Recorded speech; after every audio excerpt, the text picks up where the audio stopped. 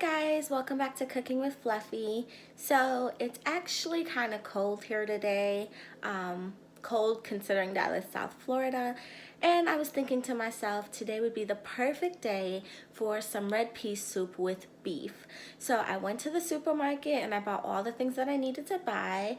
So I figured, well, since I'm gonna cook it, I might as well bring you guys on the journey with me so you all can learn how to cook red pea soup with beef. So stick around. So as you guys already know, I always like to start off by soaking my meat.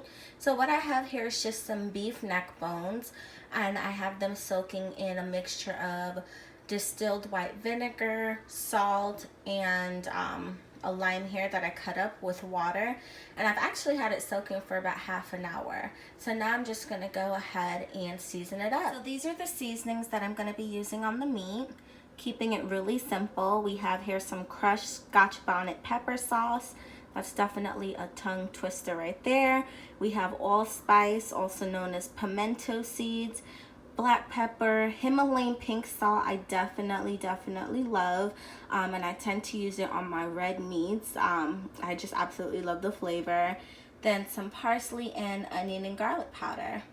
So I went ahead and seasoned the meat, and I'm gonna go ahead and actually let this sit for a few hours. That way it gives me a chance to soak the beans, which I'm gonna show you how I do next. So here are the beans that I'll be using, and I just went ahead and put them in a pot with cold water so that all of them would soak to the bottom. And I'm actually gonna go ahead and let this soak for a few hours. That way when it's actually time for them to boil, it'll be a little easier because they'll be softer. Okay guys, it's been a few hours since I went ahead and let the peas soak. So I just went ahead and brought it to a boil, and I'm gonna go ahead and let that boil for about 5 minutes before I go ahead and add the meat into there.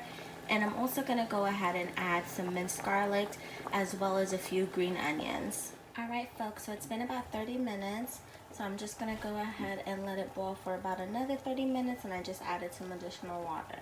So it's been about an hour since I've had the soup boiling. So what I'm gonna go ahead and do now is cut up the vegetables that I'm gonna be putting in there, and then I'm also gonna mix the dough for the dumpling. So I went ahead and I added in the dumpling, and now I'm just gonna go ahead and add in the vegetables that I chopped up.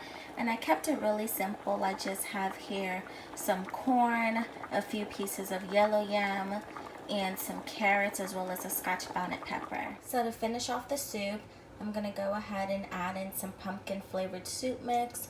This is just what I like to add in there, how I personally prefer it. You don't have to add that in there. You can just season it with some salt or complete seasoning or whatever you feel like using. But for me, I like to use the pumpkin soup mix. Alright, here's the finished product.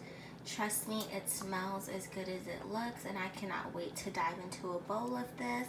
I figured it was the perfect meal on a cold day here in South Florida. Thank you guys so much for the support and for subscribing and sharing my channel. It means the world to me.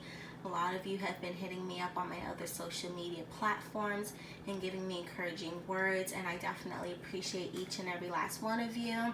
If there's something in particular you'd like to see me cook, please feel free to leave it in the comments down below. I'm always open to new ideas. Thank you so much for coming to Cooking with Fluffy.